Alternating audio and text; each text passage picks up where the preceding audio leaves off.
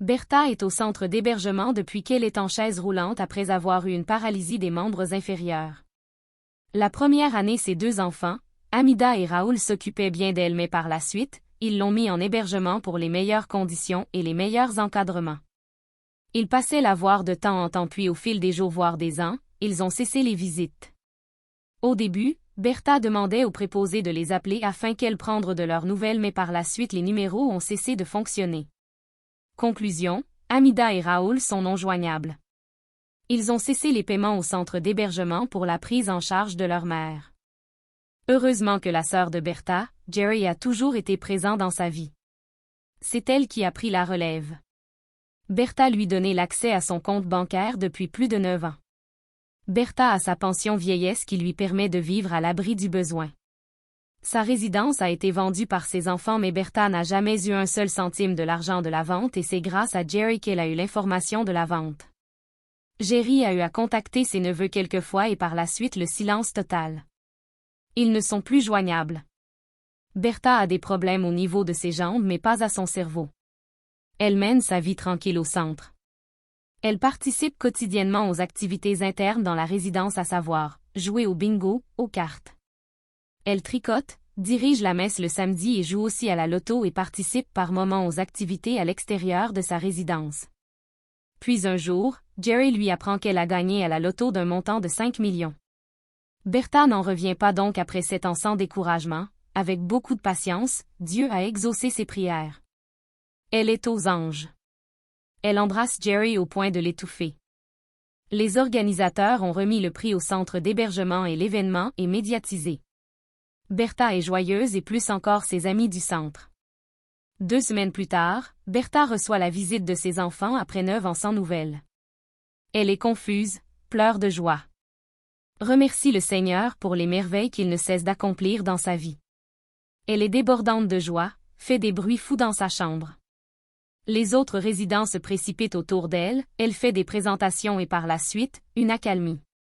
Ses enfants lui disent qu'elle les a beaucoup manqués.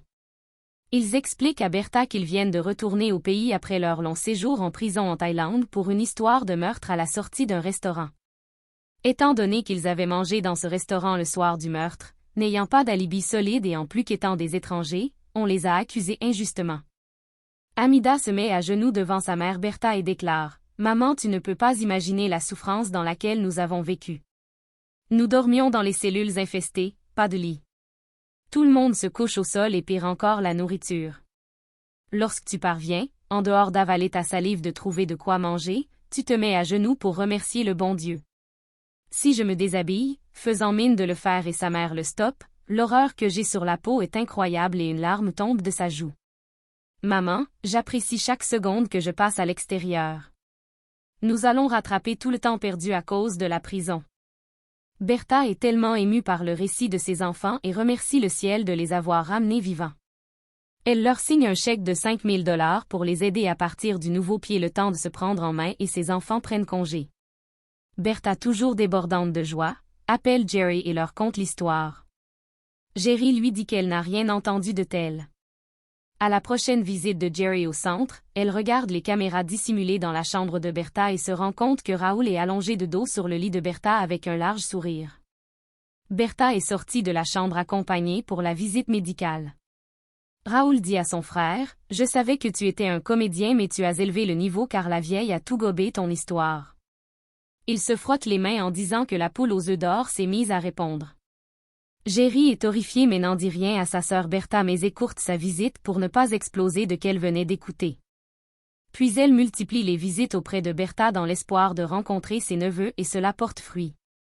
Jerry les attend à l'extérieur du centre d'hébergement et les informe qu'elle est au courant et qu'elle ne va pas hésiter à mettre la police à leur trousse. Ils ont abandonné leur mère pendant plus de 8 ans sans remords et ayant dilapidé tous les biens qu'elle a travaillés à la sueur de son front.